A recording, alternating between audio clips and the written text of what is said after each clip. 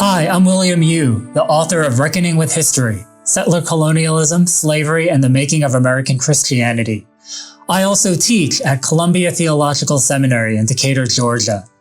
I'm excited for you to read this book because I believe it is a deeply honest and deeply hopeful history that gives us a better understanding of our past and equips us to make a real difference in our congregations, communities, nation, and world today.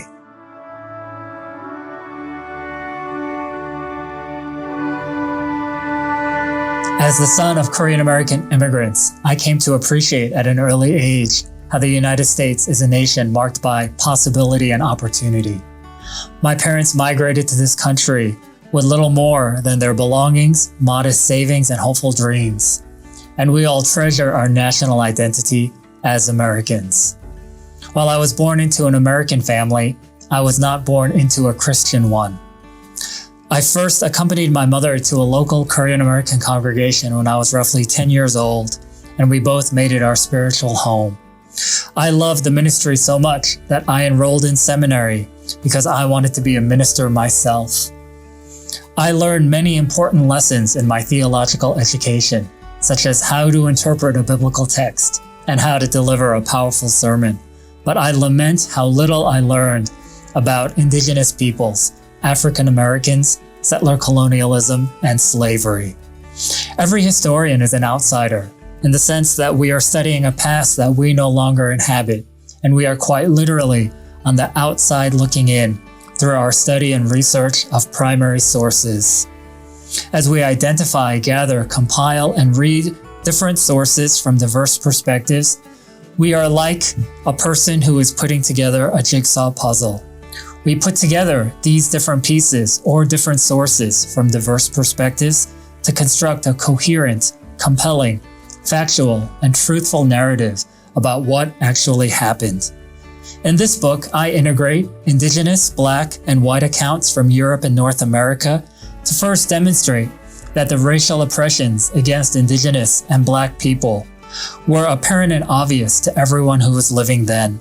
Settler colonialism, the seizing of Indigenous land, and the exploitation and expulsion of Indigenous peoples, and slavery, the human trafficking, forced labor, and dehumanization of African people were foundational components of first European colonialism and then the making of the United States as a nation.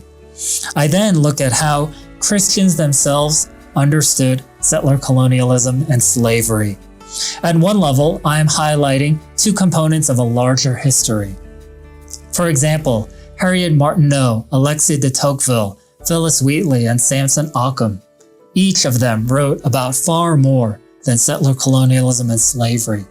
But at another level, these authors and other authors wrote quite a bit about settler colonialism and slavery because they were significant realities and a big part of what was actually going on in North America.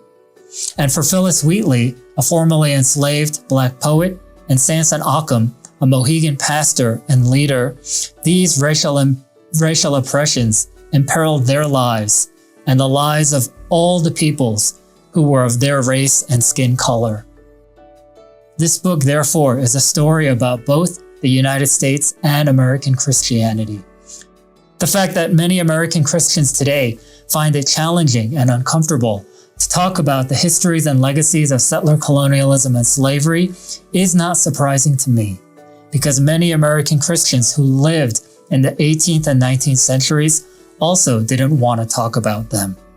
But it was harder for them to ignore, because settler colonialism and slavery were both unfolding in their midst and also occupied the greatest and most furious political debates in their nation.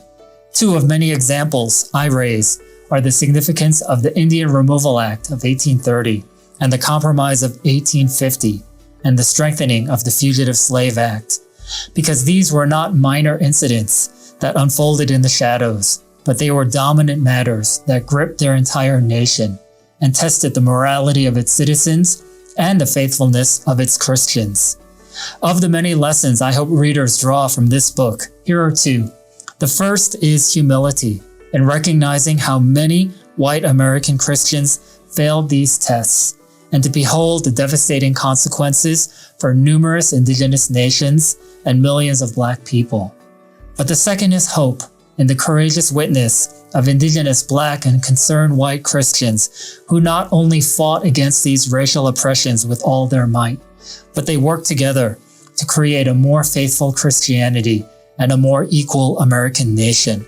They were not satisfied with the world that was, and they honestly, smartly, and sometimes very angrily criticized the problems, but they also offered solutions, and their lessons provide for us important cornerstones for how we might finish the task today.